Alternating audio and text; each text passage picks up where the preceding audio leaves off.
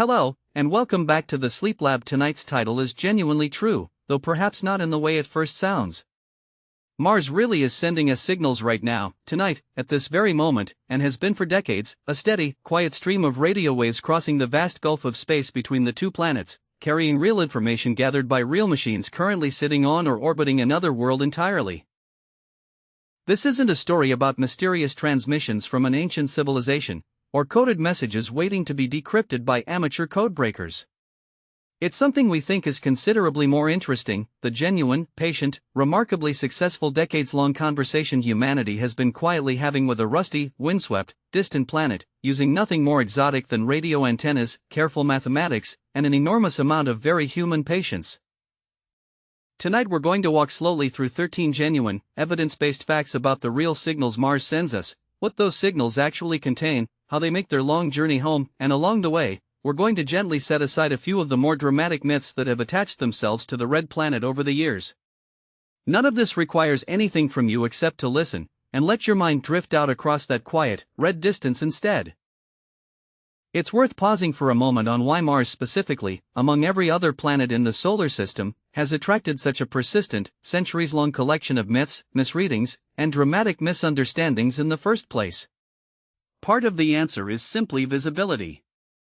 Mars sits close enough, and reflects sunlight distinctly enough, that it has remained genuinely observable to the naked human eye throughout the entire span of recorded human history, a faint, reddish presence in the night sky that ancient civilizations across the world independently noticed, named, and wondered about, long before anyone possessed a telescope capable of resolving any actual surface detail at all.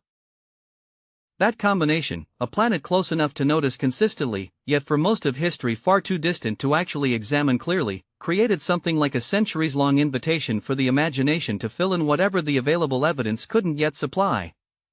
Tonight's exploration sits at the tail end of that very long story, arriving finally at the point where genuine evidence, patiently, faithfully transmitted home one radio signal at a time, has largely caught up with, and quietly outshone, everything the imagination once needed to invent on its own. If this kind of journey is worth your time, a like, a subscribe, or a thought left below helps this small lab keep its lights on for other sleepy minds finding their way here. But for now, there is nothing you need to do except settle in, let your body grow heavy, and let Mars's own quiet, real signal drift gently over you instead. Let's begin. Person relaxing bed nighttime. In November 2018, a spacecraft called InSight touched down on the flat, dusty plains of Mars carrying an instrument unlike anything humanity had ever successfully placed on another planet before, an extraordinarily sensitive seismometer specifically designed to detect the faint, subtle tremors of Marsquakes, the Martian equivalent of earthquakes, rippling through the planet's interior. Within its first year of operation, InSight's seismometer detected its very first confirmed Marsquake, and by the time the mission concluded in December 2022, the instrument had recorded well over 1,000 distinct seismic events, providing planetary scientists with humanity's first genuine, direct window into the internal structure of another rocky planet beyond Earth itself. These signals, tiny vibrations traveling up through solid rock and eventually registering as delicate wiggles on an instrument's readout, might seem far removed from anything resembling communication, yet they represent something genuinely, quietly profound, actual physical information originating from deep within another planet, transmitted first through solid Martian rock, then converted into digital data, and finally beamed across space to Earth as genuine radio signals for scientists to study. By carefully analyzing how these seismic waves traveled through the Martian interior, researchers were able to determine, for the first time in history, the actual size and composition of Mars's core, finding it to be considerably larger than earlier models had predicted, and partially liquid, a finding that reshaped scientific understanding of how Mars formed and evolved across billions of years. InSight's seismometer also detected the unmistakable signal of meteorite impacts striking the Martian surface at known locations, seismic waves researchers could trace directly back to fresh, visible craters later confirmed through orbital photography, offering a genuinely remarkable demonstration of how a signal originating from something as violent and sudden as a space rock slamming into another planet could travel invisibly through solid ground, be captured by a patient robotic listener, and eventually arrive here on Earth as data careful scientists could interpret, essentially allowing humanity to feel, for the very first time, the actual pulse of another world. InSight's seismometer also revealed something genuinely puzzling that researchers are still working to fully explain: a persistent, mysterious absence of the kind of large, dramatic seismic events geologists had originally expected to detect given the planet's size and geological history. Instead, the vast majority of Marsquakes recorded turned out to be small, subtle tremors, with the largest confirmed event reaching only a modest magnitude compared to what a genuinely tectonically active world of Mars's size might otherwise be expected to produce.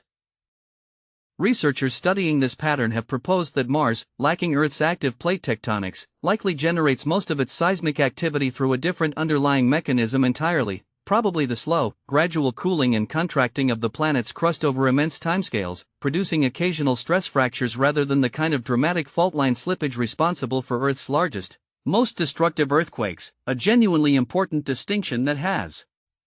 meaningfully reshaped how planetary scientists think about the different ways rocky planets can remain geologically active long after losing the kind of vigorous plate tectonics that continues shaping Earth's own surface today. When a rover like Curiosity or Perseverance captures an image of the Martian landscape, that photograph doesn't simply appear on a scientist's computer screen back on Earth through some kind of direct, instant connection. It begins its journey home as an invisible radio signal, with the rover's onboard systems converting the image data into a carefully structured stream of radio waves, transmitted either directly toward Earth or, more commonly, first up to one of several orbiting spacecraft currently circling Mars, which then relay that same signal onward across the vast distance separating the two planets. Because Mars and Earth are never a fixed distance apart, their orbits around the Sun constantly shifting their relative positions, the time required for these signals to complete their journey varies considerably throughout the year, ranging from roughly 3 minutes when the two planets happen to be at their closest approach, to more than 20 minutes when they sit at their farthest points from one another, a delay significant enough that mission controllers back on Earth cannot control a Mars rover in true real-time the way a person might operate a remote control car, but must instead send carefully planned batches of commands in advance, then patiently wait, sometimes for the better part of an hour, simply to confirm those commands were correctly received and executed. This communication relay system relies on a network of spacecraft specifically positioned to help relay these signals more efficiently, including orbiters originally launched for their own independent scientific missions that have taken on this additional relay role, meaning every single image, every temperature reading, every chemical analysis a Mars rover has ever transmitted back to Earth has traveled this same invisible path, radio waves crossing tens or even hundreds of millions of miles of empty space, weakened dramatically by the sheer distance involved, yet still arriving reliably enough for scientists to reconstruct crisp, detailed photographs and precise scientific measurements from what began as an almost unimaginably faint signal by the time it finally reaches one of the massive radio antennas that make up NASA's deep space network here on Earth. Engineers working on Mars communication systems have also developed genuinely clever, layered strategies for maximizing how much data can actually make this long journey successfully, since bandwidth between the two planets remains a genuinely limited, carefully managed resource even with modern technology. Rather than relying on any single communication pathway, modern Mars missions typically transmit data through multiple channels simultaneously where possible, using error correction techniques specifically designed to detect and automatically repair small amounts of data corruption that inevitably occur during such an enormously long transmission, and prioritizing which specific pieces of data get sent home first based on their scientific importance, meaning a genuinely exciting new discovery might be transmitted ahead of more routine, lower priority data waiting patiently in the rover's onboard storage for a future transmission window, a system of careful triage engineers have refined considerably since the earliest Mars missions, when available bandwidth was considerably more limited than the comparatively data-rich transmissions modern rovers are now capable of sending home each day. To catch these faint, distant signals reliably, NASA operates a specialized global network of enormous radio antennas called the Deep Space Network, consisting of 3 major complexes strategically positioned roughly 120 degrees apart in longitude around the Earth, located in California, Spain, and Australia, a deliberate geographic arrangement specifically designed to ensure that as the Earth rotates throughout each 24-hour day, at least one of the 3 facilities always maintains a clear, unobstructed line of sight toward Mars, allowing the network to receive incoming signals continuously, around the clock, regardless of which direction the Earth happens to be facing at any given moment. Each of these three complexes houses multiple large radio antennas, including massive dish antennas measuring up to 70 meters across, roughly the length of an entire football field, engineering marvels specifically designed to capture radio signals so extraordinarily faint by the time they arrive from Mars that the total energy collected from an entire Mars mission's transmission might be compared, by scientists who enjoy this particular illustrative comparison, to less power than what's contained in a single flash of a camera, spread out and collected patiently over the course of an entire signal transmission. The Deep Space Network doesn't just listen for Mars specifically, but simultaneously tracks and communicates with dozens of active spacecraft scattered throughout the solar system and occasionally beyond it, requiring careful, continuous scheduling to ensure each mission receives adequate antenna time to both send commands outward and receive scientific data and status updates back, a genuinely impressive feat of coordinated, ongoing operational management that has continued functioning reliably, with regular upgrades and improvements, since the network's original establishment in the 1960s. This network represents, in a very real sense, humanity's collective ear turned toward the rest of the solar system, a continuously operating, technologically sophisticated listening system specifically built and maintained to ensure that whenever Mars, or any other distant spacecraft, has something to tell us, someone here on Earth is always ready and listening. The network's three complexes were also deliberately, carefully sited in genuinely remote, radio-quiet locations specifically chosen to minimize interference from ordinary human radio activity, including television broadcasts, cell phone networks, and countless other everyday sources of radio noise that would otherwise risk drowning out the extraordinarily faint signals arriving from deep space. This need for genuine radio quiet has occasionally created interesting, practical tension with nearby communities and infrastructure development, with regulatory protections in some cases specifically restricting certain types of nearby radio transmission to help preserve the network's sensitive listening capability, a quiet, largely unnoticed form of protected airspace maintained specifically so that the faint whisper of a spacecraft billions of miles away doesn't get lost beneath the far louder, closer chatter of Earth's own busy radio environment. Roughly every 26 months, Mars and Earth's orbits align in a configuration astronomers call solar conjunction, in which the Sun passes almost directly between the two planets, positioning itself squarely in the path any radio signal would otherwise need to travel to reach its destination. Because the Sun emits such overwhelming amounts of its own electromagnetic radiation and interference, any attempt to send or receive a clear radio signal directly through, or too closely alongside, the Sun during this period becomes genuinely unreliable, prone to significant data corruption or complete signal loss, meaning mission controllers must deliberately pause most active commanding of Mars spacecraft for a period typically lasting around 2 weeks surrounding each conjunction event. A carefully planned communication blackout mission teams sometimes refer to informally as Mars's quiet period. Rather than treating this predictable gap as a simple inconvenience, mission planners incorporate it directly into each mission's operational planning well in advance, typically instructing rovers and orbiters to continue their more routine, already programmed activities autonomously throughout the conjunction period, while deliberately avoiding any new, untested commands that would require real-time troubleshooting support from Earth should something unexpected occur while communication remains unreliable or entirely unavailable. Engineers have found this recurring communication gap genuinely useful as well, in a scientifically productive sense, since the periodic radio interference caused by the Sun's own interposition actually provides researchers studying the Sun's outer atmosphere, called the corona, with a valuable natural opportunity, using the specific, predictable way a spacecraft's radio signal becomes distorted while passing near the Sun to indirectly study the density and behavior of the solar material the signal was forced to travel through, turning what initially sounds like a frustrating operational limitation into a genuinely useful, if unplanned, additional source of scientific data about our own Sun's outer atmosphere. Mission teams have also grown increasingly sophisticated in how they prepare spacecraft for each recurring conjunction period, drawing on lessons accumulated across numerous previous cycles since Mars exploration first began in earnest.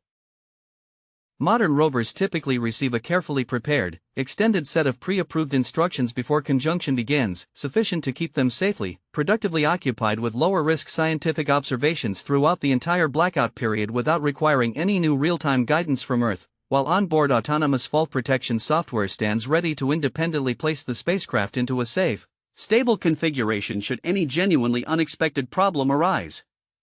During the very window when human engineers would be least able to quickly diagnose and respond to it, a thoughtful, layered approach to operational planning that has helped every recent Mars mission pass safely through this predictable, recurring communication gap without incident.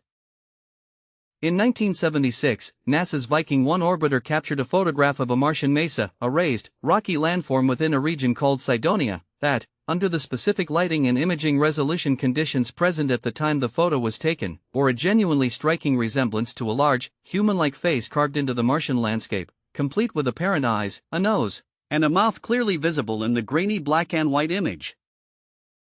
The photograph, released publicly alongside a caption noting the curious resemblance, quickly captured widespread public imagination and became one of the most enduring pieces of Mars-related speculation in popular culture, fueling decades of alternative theories suggesting the formation might represent evidence of an ancient, artificially constructed monument built by some long-vanished Martian civilization, quite literally, in the popular imagination, a signal deliberately left behind for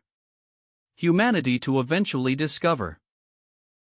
When considerably higher resolution cameras aboard later missions, including the Mars Global Surveyor in 1998 and 2001, and the Mars Reconnaissance Orbiter in subsequent years, photographed the exact same landform under different lighting angles and dramatically improved image clarity, the face resolved unmistakably into an entirely ordinary, naturally eroded mesa, a rocky hill shaped by wind and geological processes over countless millions of years, bearing no more resemblance to a